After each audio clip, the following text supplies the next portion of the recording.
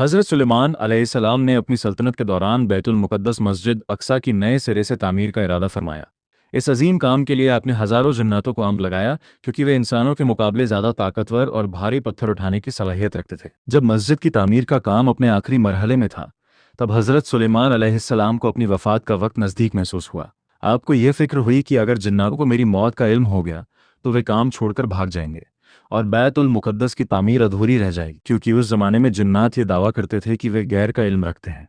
आपने अल्लाह से दुआ फरमाई कि आपकी मौत को उन जिन्नातों से छुपा लिया जाए, ताकि उनका ये झूठा दावा भी गलत साबित हो जाए। रमज़ानुल मुबारक का ही वो दौर था जब हज़रत सुलेमान अलैहिस्सलाम अपनी मखसूस इबादतगाह महराब में दाखिल हुए। आपने इबादत की नीयत बांधी और अपने लफ्ज़ों में रूहानियत समेटे हुए अपने आशा के सहारे टेक लगाकर खड़े हो गए।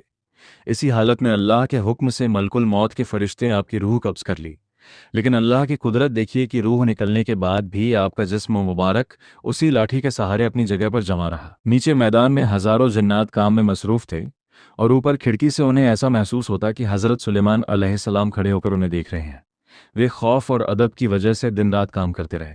रिवायतों में आता है कि हज़रत सुलेमान अलैहिस्सलाम इसी तरह 1 साल तक मुसलसल खड़े रहे। न आपके जिस्म मुबारक में कोई तब्दीली आई और न ही आपका तवाज़ुन बिगड़ा। जब मस्जिद की तामीर पूरी तरह मुकम्मल हो गई, तब अल्लाह के हुक्म से ज़मीन के कीड़ों ने आपकी लकड़ी को अंदर से खाना शुरू किया। जब लाठी अंदर से खोखली हो गई और वो बोझ न उठा सकी, तब वो टूट गई और हज़रत सुलेमान अलैहिस्सलाम का मुबारक जिस्म ज़मीन पर तशरीफ़ ले आया। तब जाकर जिन्नातों और इंसानों को मालूम हुआ कि अल्लाह के नबी तो बहुत पहले ही वफ़ात पा चुके थे। कुरान पाक इस वाक़ई की तस्दीक करते हुए फरमाता है कि अगर जिन्नातों को गैर का इल्म होता तो वे इतनी मुशक्क़त और ज़िल्लत भरे काम में इतने दिनों तक मुब्तला ना रहते।